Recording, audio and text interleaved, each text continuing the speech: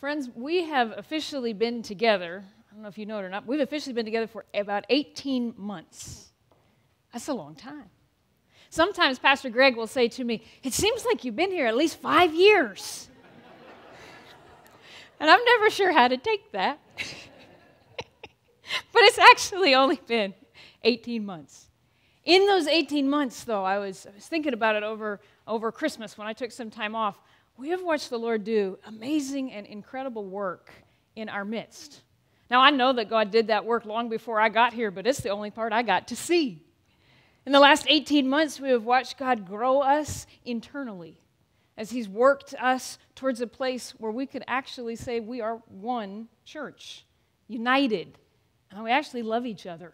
And don't just say, I think I've seen that person before once. In the last 18 months, God has been growing us, friends, to develop and build community and belong to one another in community groups where we have made commitments that said we won't just talk surface level. We're actually going to go deep in relationship with one another. And we've spent the last 18 months beginning to experiment with what does it look like to bridge to our community. And I say experiment on purpose because I think everything we do is an experiment.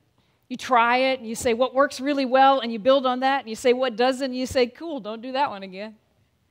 But what we're discovering is that right outside our doors, there are people who desperately need the love and the power and the hands of Jesus Christ.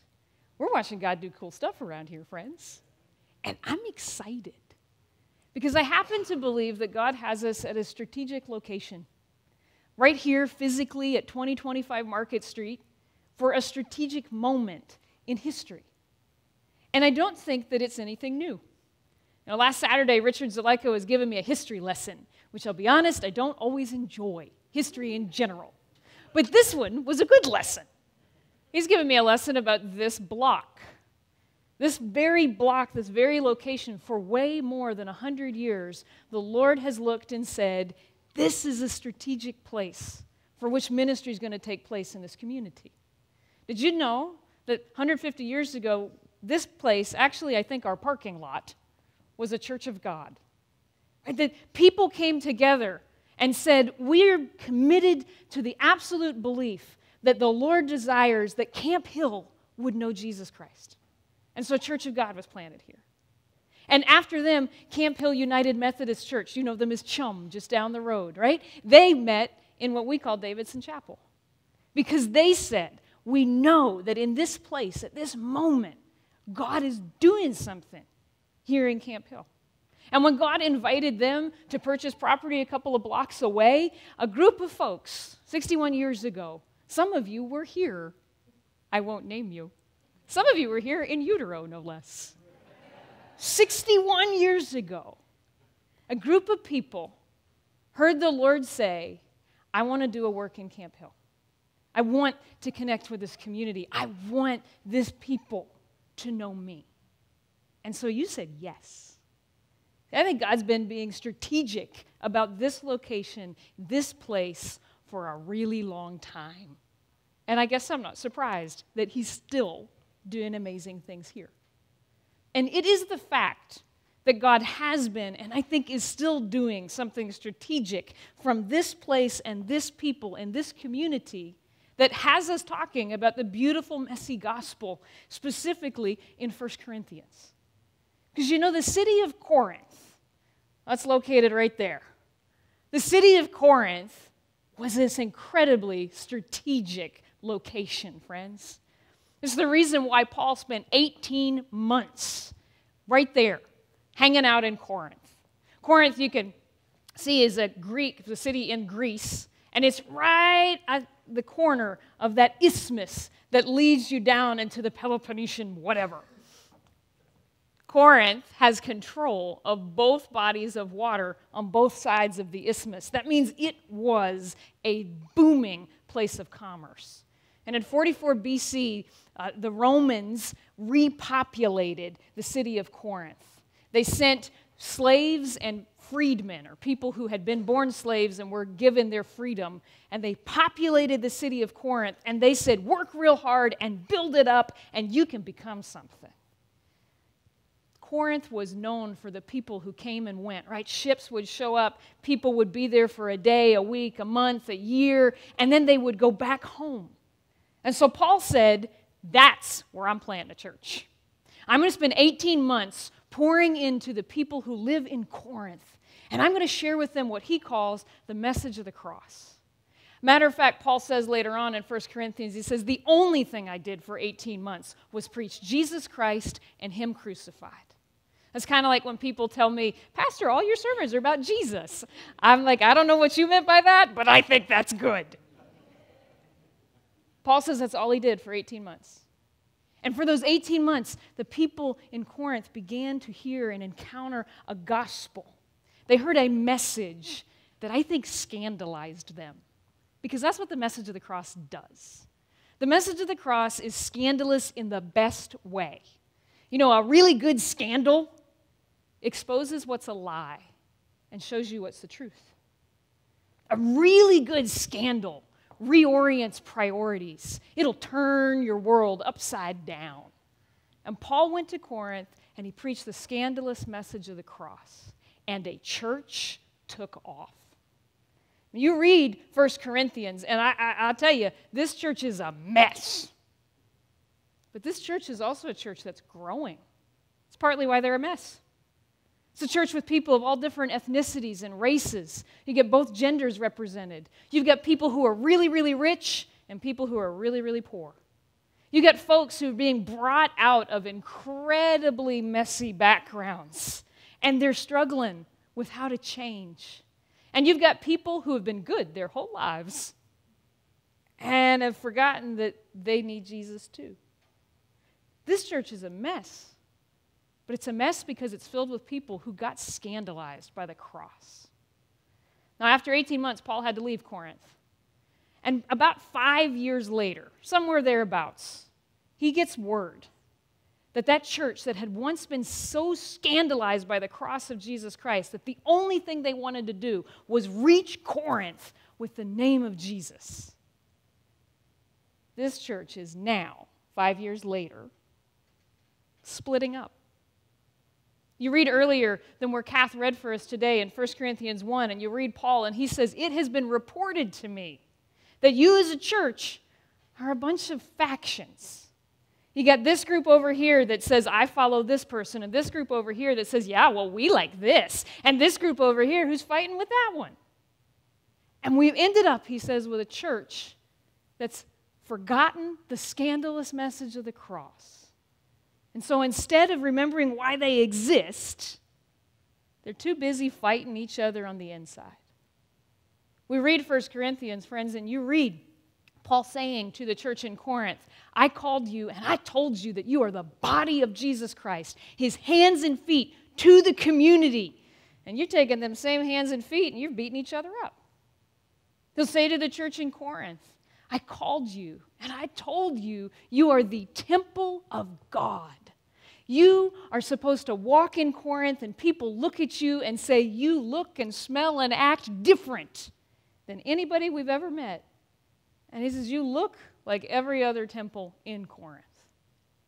Over and over again, friends, Paul's going to say to them, you seem to have forgotten the power of the message of the cross. The reason we're in 1 Corinthians is because I think God's doing something strategic in our midst.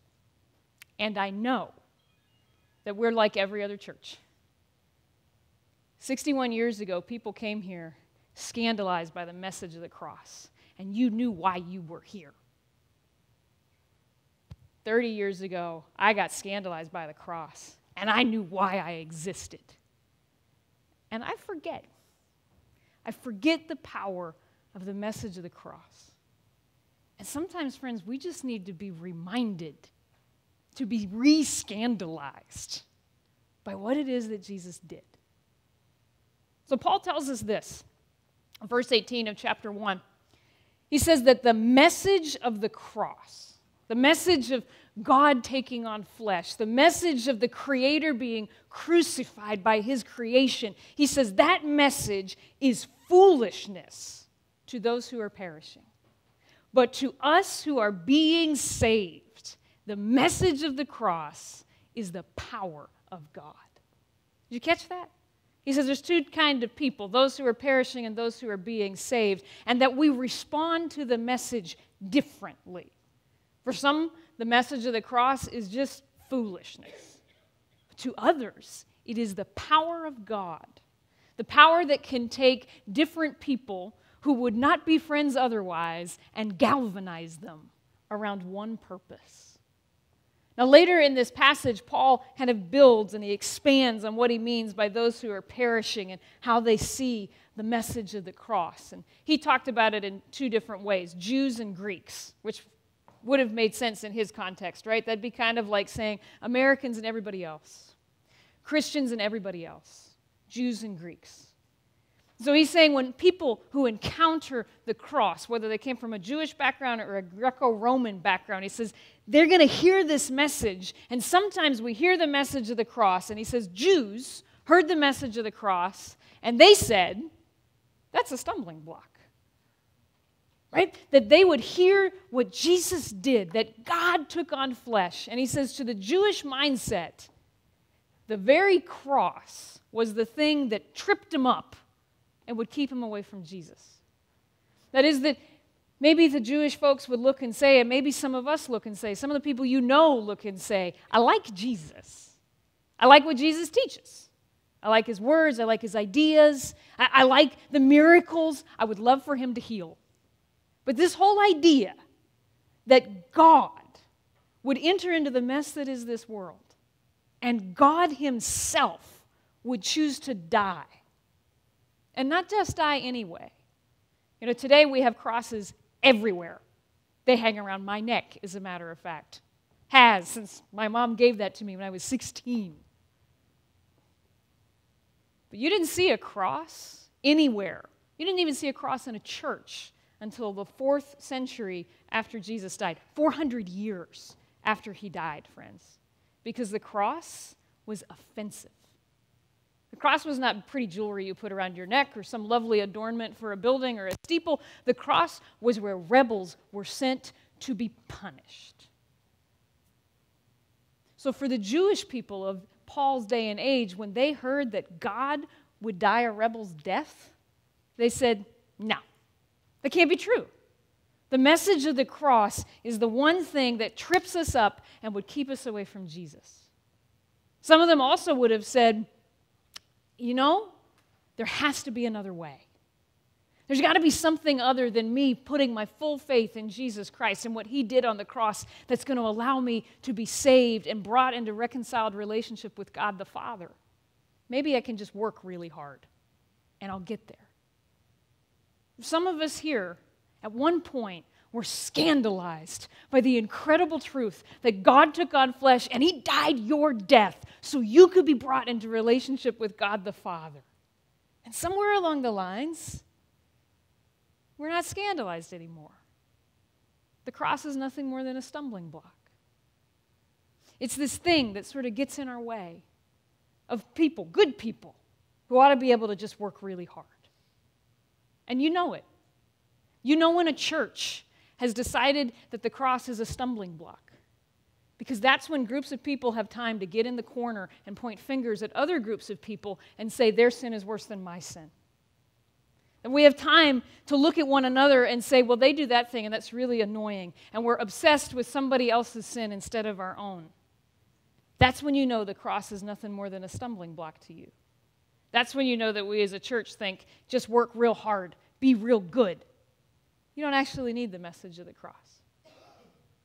Paul says Jews looked at the cross and they saw it as a stumbling block, but the Greeks looked at the cross and said, that's just silly. The word he uses foolishness, and from the Greek word translated as foolishness, we get the word moron. That's less than polite. It's like he says that for the Greek people who loved philosophy and loved new ideas and sitting and talking and chewing the fat on it and saying, you give me your idea and I'll take it and decide what I like about it. And we'll go back and forth and we can sit and we can talk philosophy forever and then do nothing. The idea of a God who didn't sit on a hill and just talk, but a God who came down in flesh and died on a cross, a very real fleshy death for our very real lives. Well, that sounds stupid. Worse is that God would then look at you and I and say, and what I did, you do. The sacrifice I lived, you live a sacrificial life. The obedience that I showed to the Father, I'm calling you to live. Graffiti's been around forever, friends. This specific graffiti, or apparently in Italian, graffito, it's called the Palatine graffito, was discovered in the imperial training school that was used for slaves. It was discovered in 1857, but probably dates back to 150, 200 AD. And this lovely graffiti, when you translate these Greek words, it means Alexamenos. That's a fun name, right? We're going to call him Alex. Alex worships God. Only look at God crucified on the cross. That would be a donkey, in case you can't figure that one out. Archaeologists look at this and they say, yep, that was the Greek and the Roman understanding of Christianity. Any God that would be willing to stoop so low that he would give himself up for his people is nothing more than, we'll call him a donkey. And any person who would be stupid enough to worship that God, you become what you worship. Any person who would be dumb enough to actually take him at his words and say, the first shall become last, and the greatest among you shall be slave to all. Any person who would be willing to say, I forgive those who have wronged me. Well, Alex, you become the donkey that you worship. Some of us look at the cross of Jesus Christ and the message of the cross and the message of what he did there, and we act like it's silly. Maybe at one point you were scandalized by it, but now we look and we go, God didn't really mean he wants us to live that way. And you can tell a church that is no longer scandalized by the cross but thinks it's silly. It's the church that looks at each other and says, God would never ask us to fill in the blank with anything that's found in this book. God would never ask us to love like that. He wouldn't ask us to care for people like that. He wouldn't ask us to bless the undeserving outside our doors. But what if the message of the cross actually is scandalous? What if it's true? That God really did take on flesh, and he really did die your death, and he really did die my death. What if it's true that he genuinely gave himself for a people who were undeserving, of whom I am chief? What if it's true that from the cross he called us to live a cross-formed life, one that looks like him? If that's true, then the message of the cross is the greatest scandal there has ever been. It's the one that takes everything false about who I am and shows me what's actually true. It's the one that turns all my priorities on their head, because if God did this, then he is worthy of, as we sang earlier today, my life and my all. If this is true, then I'm scandalized by it. Then the way I live changes. See, the cross is true, friends. And here's what makes it so scandalous. He's serious about it. Jesus is serious about what took place on that cross. He was serious about what he intended to do, that he was willing to die your death and my death. He was serious about the fact that he was willing to fight a battle that wasn't his. Do you know what I mean? Jesus, who has been for all of eternity, the Father, the Son, and the Spirit, the God who has been before eternity and will be after eternity, was not going to die. Death was not his enemy. Satan was never his enemy. Neither was hell. And sin was not a problem he needed to overcome. And yet, he still chose to enter into this world to fight that battle that very much impacts me and you. He was serious about what he did. What happened at the cross was anything but silly, friends. And more than that, Jesus is serious about the reality that we are called to live like this. So for instance, Gospel of Luke, chapter 9, Jesus says, if anybody wants to come after me, anybody wants to have intimate relationship with me, let him deny himself, take up his cross daily, and follow me. Did you know that's in there? That in Matthew chapter 10, verse 38, Jesus says, whoever doesn't take up their cross and follow me isn't worthy of me. The scandal of the cross, friends, is that Jesus is serious that those who follow him via the way of the cross. That I am called daily to take up my cross and follow him. Do you ever think about what that means? Sometimes we hear it used, people will say, oh, this is just my cross to bear. And what they mean is there's something slightly annoying they must do in a given day. That is not what Jesus means. For instance, a cross was the most humiliating way a person could ever die. And Jesus, when he took up the cross, chose to obey the Father in a way that no one ever wanted to do. So to take up the cross is to obey perfectly the God who you are called to serve. But more than that, the cross is a place where crucifixion takes place. So for me to take up the cross daily is to daily do what Paul says in the book of Galatians, which is to ask God to crucify my sinful self every single day.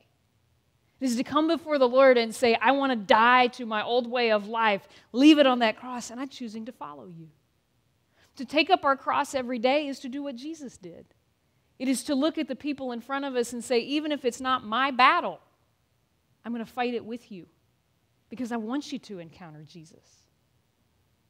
Did you know that if you are so scandalized by the cross of Jesus Christ, that you are absolutely committed to being serious about crucifying the sin in your life and taking up your cross and following Jesus every day, you don't have time to have petty arguments at church. There's just no space for it. You don't have time to be looking down the row at somebody else and saying, you know, their sin's pretty nasty. Because you're too busy saying, Jesus, what would it mean for you to crucify my sin today? You don't have time to be consumed by the petty things that aren't going to matter 3 years from now. Because you're too busy saying, Jesus, how do I take up this cross and follow you to somebody who needs you? And maybe that brings us to the last thing. When I'm scandalized by the cross, I understand how serious it is. That what Jesus did is meant for me to do every day. But the scandal of the cross also simplifies my life. See, I don't mean that the cross is simple, as in the message of the cross is easy to comprehend. It is. I think 5-year-olds comprehend it better than adults most of the time. I mean simple, as in there's not many parts. There's just one. Did you happen to notice in verse 18 when Paul describes the world, he broke it into a very simple this or that. You know, before the cross, the world was divided between Jews and Gentiles. From a Gentile perspective, it would have been divided between Greeks and barbarians. It's like saying Americans and everybody else. It would have been divided male or female, or free or slave. But Paul says after the cross, the world got real simple. The world is divided between those who are perishing and those who are being saved. Period. There isn't a middle ground. The scandal of the cross is that Jesus died for me, and when I put my faith in him, I become one of the ones who is being saved. And by the way I am being saved is I daily crucify self and follow Jesus. The scandal of that, friends, is that anyone who hasn't said yes to Jesus is perishing. When a church figures that out, we begin to realize that we exist for one simple reason. And it isn't to fight the worship wars, friends. Which kind of music are we going to have? Frankly, it isn't about what's the building going to look like. It's about the people inside and out who are perishing apart from Jesus Christ. The message of the cross, when it scandalizes us, also galvanizes us. And it makes it so our conversations become, what do we need to do in this moment, at this time, in this era, to reach as many people as we can who, apart from Jesus Christ, are perishing now and will for eternity. That's the message of the cross. And friends, I bring that before us this morning because let me remind you where we started. I think we're at a strategic moment. I think we are standing right at this precipice, and the Lord's saying, let's go. I think what he has ahead of us is a greater adventure than any of us are quite prepared for, yours truly included. But to get there, we have to be scandalized. Every one of us. The truth is that for some of us in this room today, the message of the cross is a stumbling block. A nice thought, great theory, but we just sort of trip over it. We don't genuinely believe that we have to be saved in Jesus and only Jesus. For some of us, the message of the cross is silly. Well, you're sort of banking on it because you don't want to go to hell, but we're not convinced that God was serious and that he calls us to live the message of the cross. We are invited today to be scandalized. And that scandalized will happen for the whole congregation when each one of us individually say yes. So today I have to ask you what your yes would mean.